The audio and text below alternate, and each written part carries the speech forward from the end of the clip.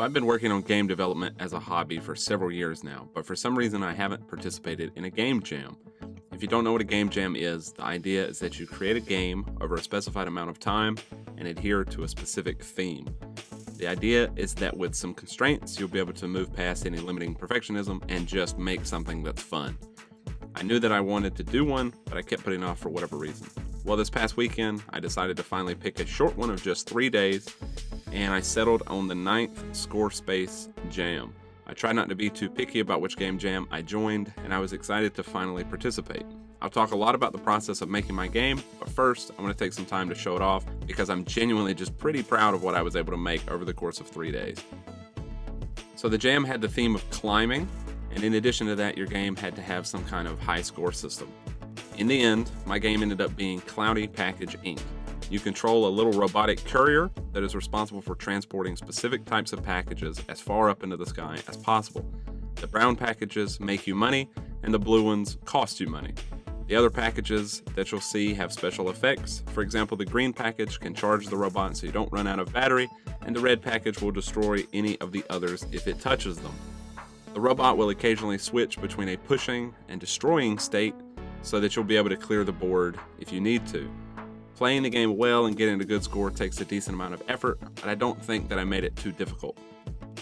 Making this game over the course of 3 days was just so much fun, and I learned a ton about game development and my own capabilities. I want to walk through the whole process as well as share my thoughts on the game jam as a whole, and then also showcase some of the games that other people made that I really liked. So come day one, the theme gets released, and I started sketching out some light ideas, and I thought I had a pretty good idea of what I wanted. And what it started as was some kind of rhythm-based gear climbing game. So I have this chain drawn out with a platform. There's some gears underneath, and you can see some tiles dropping on either side.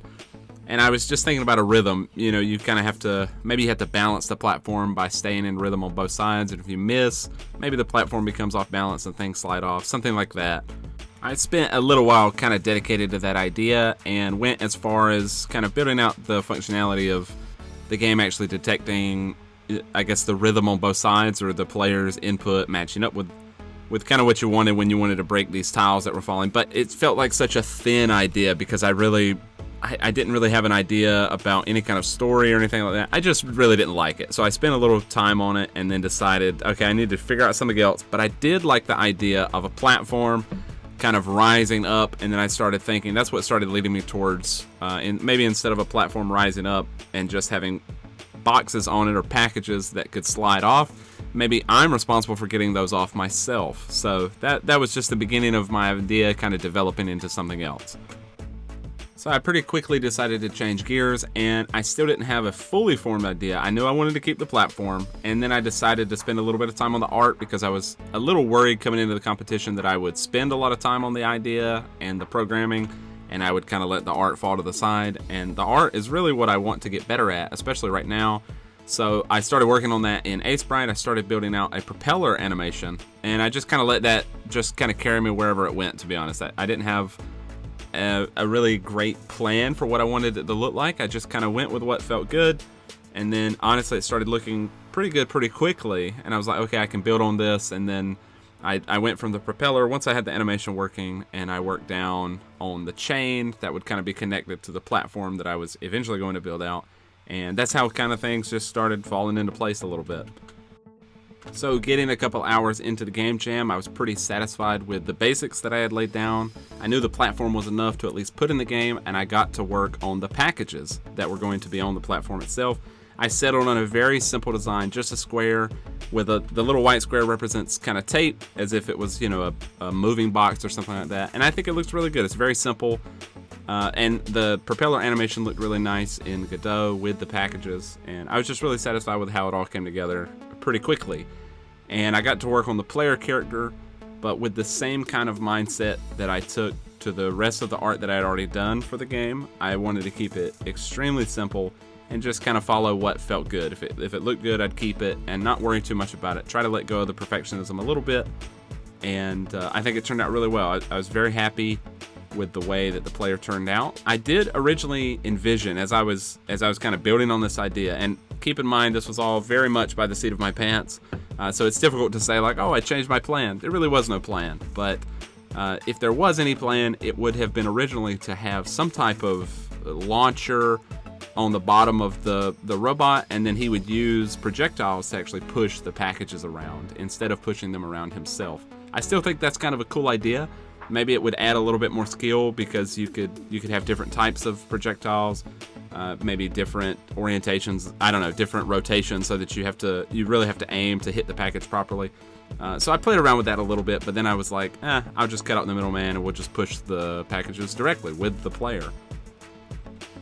It was finally time to start building out some of the actual game functionality, so I put the player character in the game and gave him some basic movement.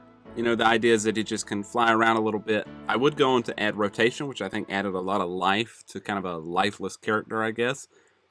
But there's no collisions with the boxes yet, so that was the next thing I worked on. I just went in and added some collision shapes. Very simple. I originally wanted to have kind of a static group of boxes that were kind of permanent on the platform. That way your score would always kind of have at least a little bit of a positive element to it. So that's where I started. I pretty quickly abandoned that. But it was cool to set up the collision because then I at least had something to work on as far as how the player would start colliding with things. So now you can see that the player is actually hitting the boxes, and it's still very simple, but it's a great starting point. And I believe, I can't remember completely, but I think that was all I did on day 1.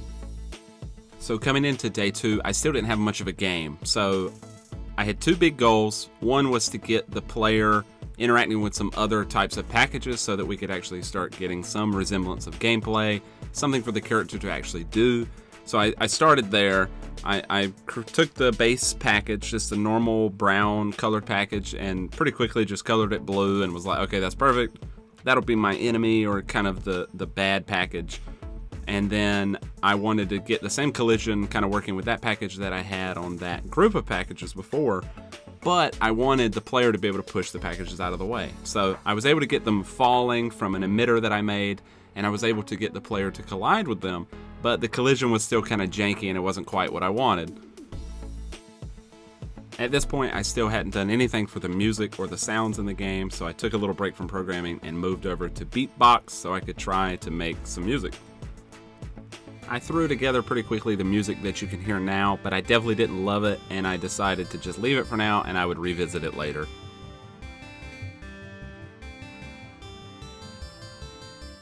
As I moved back into the programming side of things, I was really happy to start getting the interaction I was hoping for between the player and the boxes. I could kind of toss them up in the air and move them around. The collisions were working almost exactly as I had envisioned.